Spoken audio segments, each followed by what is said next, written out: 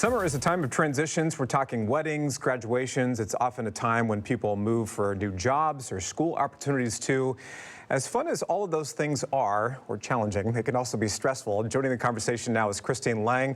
She is a healer and author of the book, Ask Your Spirit. Christine, nice to have you with us this morning. How are you? Good. Thanks for having me. Thanks for being on the show. So tell us about the premise of your book, Ask Your Spirit. What's kind of the gist of this?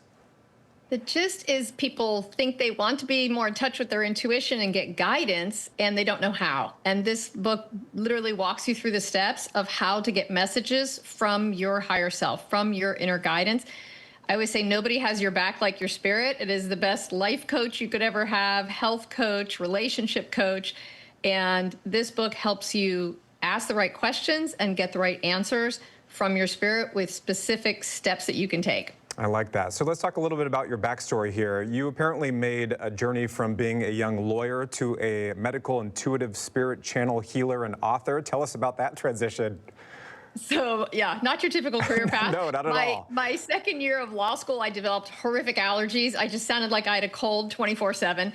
And I said, this is something I can do. And I embarked on a journey to heal my allergies, which my allergist said couldn't be done. But Western medicine does have its limitations. And so I went off and started studying different forms of holistic healing, like homeopathy and energy healing.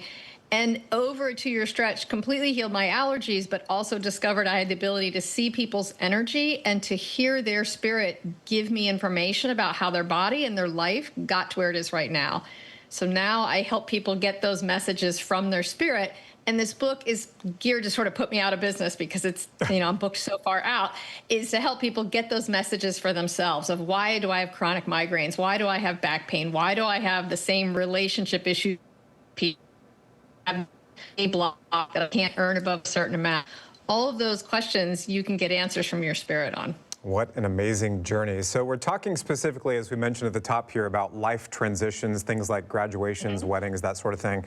How can people use inner wisdom to get through those sometimes confusing and stressful times in life? So it's a great question because I think we naturally default to our logical mind, which can lead us in circles, right? I mean, even if you think something like picking between two houses to rent or buy, this one has a 2-car garage and this one has a 1-car garage, but this one's closer to the school. We can't use logic to make those really big decisions for ourselves. We usually end up making them from our inner guidance. And then those are the decisions we don't regret. And the decisions we do regret are the ones where we thought, logically, this should have added up. The people I know who are the happiest in their careers usually, quote, stumbled into their career because they just got this feeling, this nudge of, it doesn't make sense on paper to take this job, but I think I should. I might have trained to be an accountant, but I think I'm supposed to just take this other job. And that following that inner guidance is our best compass. Yeah, you end up in one of those careers or a job that you kind of regret once you get into that position. And speaking of work, why do so many smart and capable people sort of still feel lost at work? How can you reconnect with what really makes you passionate in life? I think the people, like you said, that are really smart but feel sort of unfulfilled are the ones who are logically following the money, following the title or the career trajectory they think they should be following.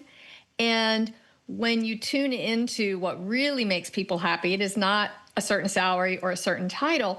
It's, do you feel like you're part of a team? Do you feel seen and appreciated? And do you feel like you operate in your zone of brilliance at work? When we feel like we have something to meaningfully contribute at work, that's what lights us up. That's what makes us excited to go to work. And when we're always learning and being challenged. And to pursue those things in a job is different than just the comfort of, I want this title or this promotion.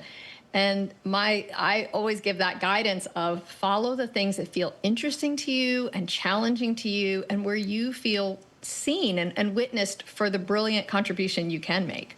I wanted to ask you about stress, and I asked this somewhat personally because I work in a stressful line of work. How do you calm your nervous system in times of really heightened stress? Any advice there without needing a lot of time for meditation? Yeah, so 2 techniques I'll give you. The first is near the first third of my book, I talk about something called the divine centering technique. It takes less than 4 or 5 minutes to do. and brings you in alignment with your spirit. And people say they can see on the scale that it drops their blood pressure by multiple points within 3 or 4 minutes. So that is a great technique to have. And then if you're not reading the book, I would say something called box breathing, which they teach to snipers in the military, which is to inhale for 3 seconds, hold your breath for 3 seconds, exhale for 3 seconds, hold your breath for 3 seconds. That last 3 seconds is the hardest when you don't have any air in you.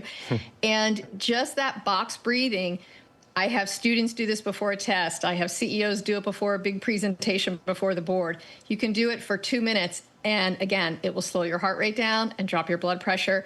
And it's hard to focus on that and whatever you're stressed about. So box breathing is a quick way to just calm your central nervous system. I'm going to put that into practice. Christine Lang, Ask Your Spirit, the name of the book. Thanks so much for your time this morning. Appreciate it. Thanks so much.